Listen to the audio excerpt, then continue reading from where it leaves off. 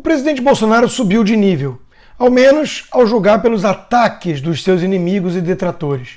Antes ele era um genocida, um sociopata, o responsável por cada uma das mortes com Covid-19 no Brasil, sendo que o STF delegou aos estados e municípios o controle da pandemia, sendo que na Argentina morreu mais gente por 1 milhão de habitantes, sendo que em São Paulo o crescimento de óbitos em 2020 foi o dobro da média nacional.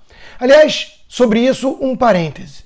Alguém me explica por que o governador de um estado que teve o dobro no aumento de mortes no país, que comanda um dos piores estados em termos de pandemia, está dando lições de moral a todos os outros? Mas voltemos ao upgrade do presidente Bolsonaro. Cá entre nós, de genocida para consumidor compulsivo de leite condensado, houve uma baita melhora. A oposição está desesperada pelo visto. O que mais vem aí? Bolsonaro tem prisão de ventre e impeachment já? Sobre essa banalização do impeachment, o ministro Paulo Guedes disse se tratar de uma tentativa de sabotar a nossa democracia. E ele está certo. O que expõe o pânico dos golpistas sabotadores é que eles estão tentando vender a ideia de que a compra desses itens todos foi para a família Bolsonaro, sendo que foi para todo o governo federal, com uns 600 mil funcionários. Não por acaso o Ministério da Defesa foi o que mais gastou. Precisa alimentar os reservistas todos. Tem o MEC ainda. Mas quem liga para fatos quando se tem só narrativas? Felipe Martins, assessor da presidência, expôs a canalice da imprensa. Escreveu: "Hoje tivemos mais uma aula de mau jornalismo. A banda podre da imprensa tentou emplacar a mentira de que produtos destinados a todo o Executivo Federal, incluindo as 3 forças, instituições de ensino federais, presídios e até programas sociais, eram consumidos pelo presidente. Com isso, espalharam a alegação estúpida e criminosa de que o presidente e seus familiares teriam consumido 15 milhões de reais em leite condensado só em 2020, sem noticiar que esses produtos foram destinados a milhões de pessoas e que esse valor, de modo geral, está abaixo dos anos anteriores. A velha imprensa precisa ser cobrada dia e noite para que pare de trabalhar contra o Brasil", concluiu.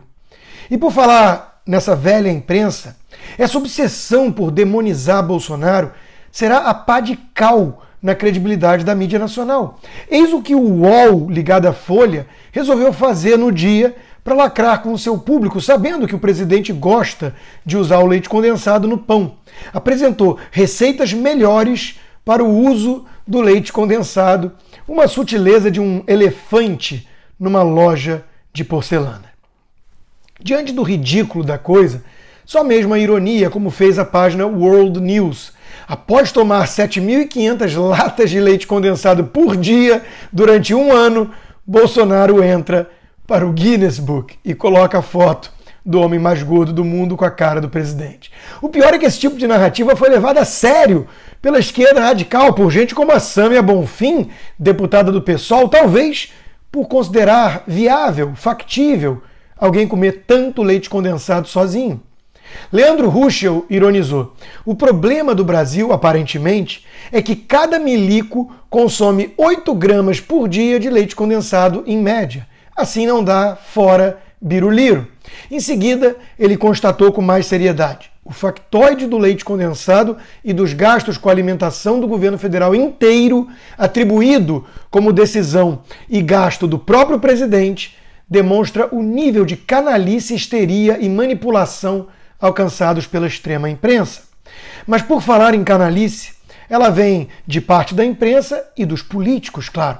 Foi o caso de Ciro Gomes, que prometeu até entrar na justiça para pedir explicações sobre os gastos absurdos, diz ele, do Bolsonaro, novamente associando só ao presidente e não ao governo todo. E ignorando que o seu irmão gastou 3 milhões e 400 mil reais em buffet no Ceará quando era governador. Memória curta, né, Ciro?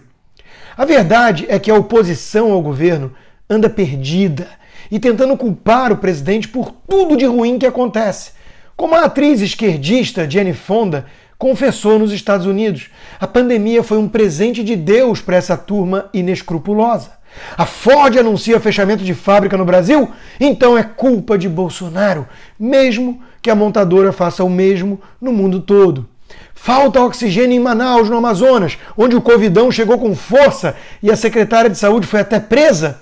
Culpa de Bolsonaro, mesmo que falte oxigênio em vários hospitais em Portugal. Ah, esse Bolsonaro produzindo desemprego e falta de oxigênio no mundo todo.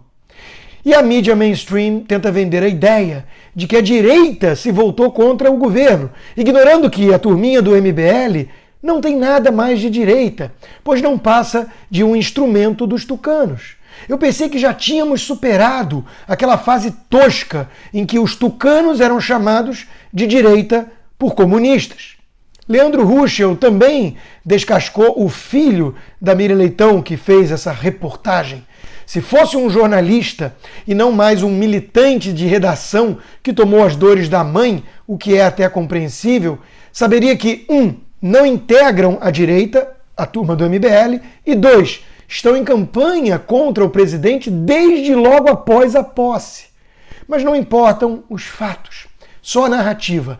E esta é de que até a direita estaria agora abandonando o governo de tão nefasto, incompetente e ruim que ele é. Qualquer liberal de verdade, não a turminha do MBL, estaria muito mais preocupado com a Polícia Federal afirmar que não encontrou evidência alguma de crime naqueles atos antidemocráticos, sendo que há até um jornalista preso a mando do ministro Alexandre de Moraes do STF. Mas esses liberais estão histéricos com o consumo de leite condensado no governo todo. Estranhas prioridades. Hélio Beltrão, em sua coluna de hoje na Folha, chama de histeria generalizada o que estamos vendo e diz que a suposta incompetência do governo será avaliada em 2022 nas urnas. Para ele, o desequilíbrio emocional induz a tolices, impede a visão desapaixonada das coisas como elas são e potencializa o pior em cada um. Eu só tenho dúvidas se é desequilíbrio emocional mesmo ou falta de caráter.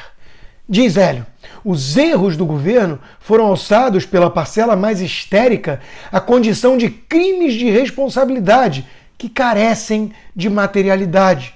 Não se discute que suspeitas de crime precisam ser investigadas, como o caso das rachadinhas.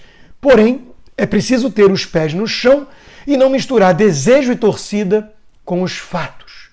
Mas os anti-bolsonaristas não querem aguardar as urnas, tampouco se preocupam com materialidade de eventuais crimes, não ligam para os fatos e deixam o seu desejo e sua torcida turvarem a análise da realidade. Distorcem tudo para pintar Bolsonaro como um monstro, como alguém pior até do que Lula. Sequer se incomodam de dar as mãos ao próprio PT se for para desgastar o governo. Fazem tudo pelo poder e para o inferno o Brasil. Mas não pensem que o povo lá fora da bolha não está atento a isso tudo que tem acontecido.